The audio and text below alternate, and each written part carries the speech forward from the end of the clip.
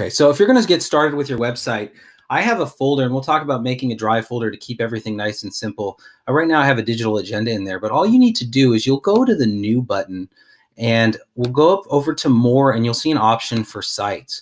And if you've never used the new Google Sites, maybe you've seen the old ones. The new ones are much cleaner, and they're just a lot easier to use. So the beauty of having them in your Google Drive is that everything is kind of housed in one place and it connects really well together.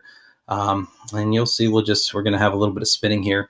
But what's nice about it is I already have a slide presentation that I've used.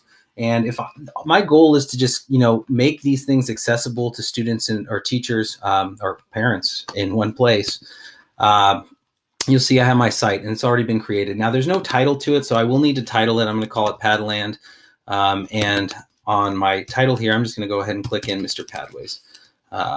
Too many dots. And so you'll see I've got my site up. Now I had that slide presentation agenda that I wanted to put on here, and so I'll go ahead and do that right here. You'll see everything in my Drive is going to be accessible. And if I click on, I can find it in that folder. I have a demo website folder, and within there I'll have those slides. I can also click on that recent tab because I was just in these recently and they'll show up, but I can go ahead and insert them into my web page. And I'll talk about the advantages of embedding documents versus adding to your website. It just deals with the publishing, but we'll get into that in just a little bit. You can see I can resize these. Again, we're moving a little bit slowly here, but I can make things a little bit bigger for students. Now, maybe I want to add some images. You have all sorts of options under Insert here, but I'm just going to go ahead and I'm going to add an image. I don't have one in mind, so I will select one rather than uploading. And what's really nice is I can go ahead and I can search Google right here for images. If this is a world history class, I'll just look for world. And sometimes adding the word clip art at the end can help with those searches, and you'll just find things that look a little bit more, I don't know, of what you're looking for.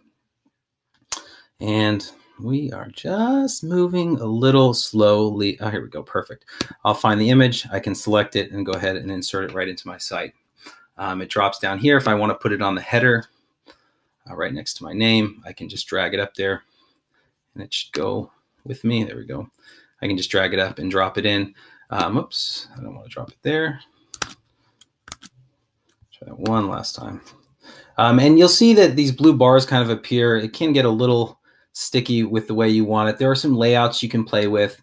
And if you need to add a new page for another class or some other materials, you can hit this Pages tab and go right ahead and create a new page. So this will be, I don't know, period 1. Now, I wouldn't recommend creating separate pages for all your class periods, but just know they're there. And we'll talk about that in a minute, but you can see now that my page has the navigation on the top. Now, one important thing with this is I will have to hit this publish button, and we're going to talk about that in this session, but you can see how easy it is to create these websites. And so that's what we're going to start with. So I'm going to go ahead, let me stop this recording.